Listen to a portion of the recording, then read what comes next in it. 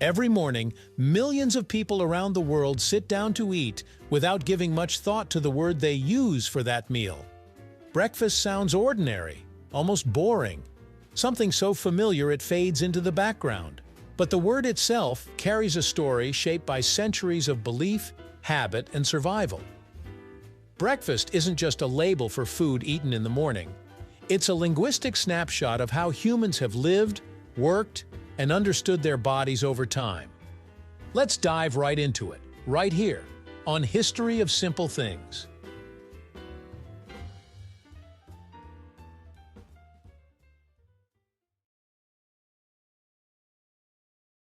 At its core, the word breakfast is wonderfully literal. It comes from two Old English roots, breken, meaning to break, and festen, meaning a fast. Put together, breakfast simply means to break the fast. The fast refers to the long stretch of time when you're not eating, starting after your last meal of the previous day and ending when you eat again. While that might sound obvious today, for much of history, this fasting period was taken very seriously, both culturally and religiously. In medieval Europe, fasting wasn't just something that happened naturally overnight. It was often encouraged, enforced, or morally praised. Many Christian traditions emphasize fasting as a form of discipline and spiritual clarity.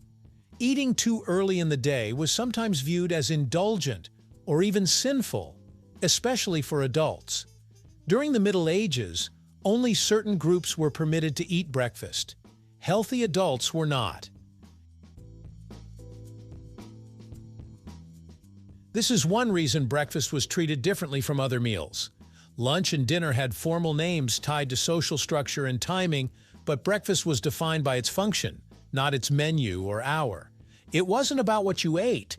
It was about the moment you ended abstinence. What you ate didn't matter. Eating itself broke the fast, and the idea mattered more than the time. Interestingly, this idea wasn't unique to English-speaking cultures. Many languages encode the same concept, even if they use different words. In French, déjeuner originally meant to undo a fast, though today it refers to lunch. In Spanish, desayuno literally means unfast. Even Arabic uses iftar, the meal that breaks the fast, showing that across cultures, the meal is named for the act, not the time. But if breakfast existed as a concept for centuries, why did it take so long to become the most important meal of the day? The answer lies in work.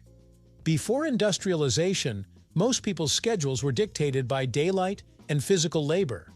Farmers ate lightly at dawn and more later, but as factory work replaced farm labor, rigid schedules made early fuel necessary, turning breakfast from a moral gray area into a practical need.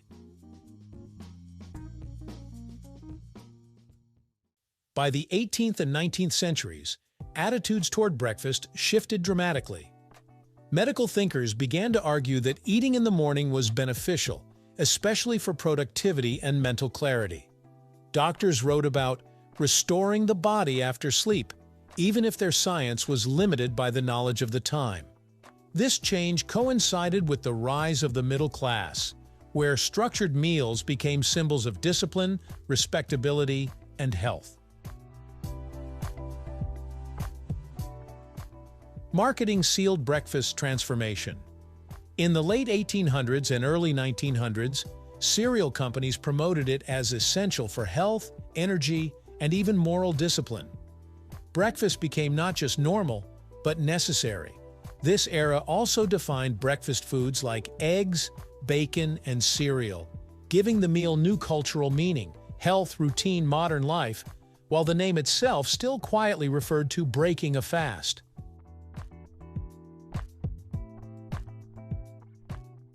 Modern science has complicated the picture again. Researchers now debate whether breakfast is truly essential for everyone. Some studies suggest skipping breakfast doesn't necessarily harm metabolism, while others emphasize its benefits for concentration and blood sugar regulation. Intermittent fasting restores breakfast's original meaning. The first meal breaks the fast, no matter the time.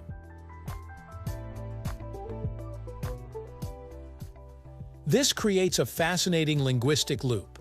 The word breakfast survives even when the meal moves. You can eat breakfast at 6 a.m., noon, or even 3 p.m. and still be using the word correctly. Time no longer defines breakfast. Biology does. In that sense, the word has outlived the cultural rules that shaped it, while still remaining accurate.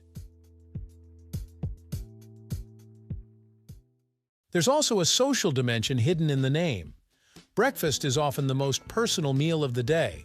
It's usually eaten alone or with close family, rarely in large gatherings. Historically, it was informal, quick, and private. Another reason it wasn't treated with the same ceremony as dinner. Even today, breakfast tends to be rushed, quiet, or solitary, reinforcing its role as a functional transition between rest and activity. So when you hear the word breakfast, you're hearing more than just a label for pancakes or coffee. You're hearing echoes of medieval fasting rules, factory schedules, religious discipline, medical theories, and marketing campaigns, all compressed into a single, practical term.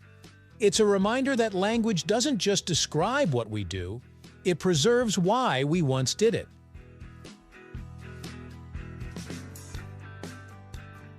In the end, breakfast is called breakfast because humans noticed something fundamental about themselves. After hours without food, eating again matters. Whether driven by faith, survival, work, or habit, breaking the fast has always been a meaningful moment. Every time we eat in the morning, we're part of a tradition shaped and reshaped for over 1,000 years. Breakfast is more than the first meal of the day. It's a mirror of how humans live and adapt. Yet its name still holds its oldest truth: to break the fast. Every morning when we eat, we're not just following routine, we're continuing a tradition that's been reshaped for over 1,000 years, one meal at a time. Thank you for watching. If you have suggestions for our next video, feel free to share them in the comments below. We'll be sure to give you an acknowledgement for your contribution.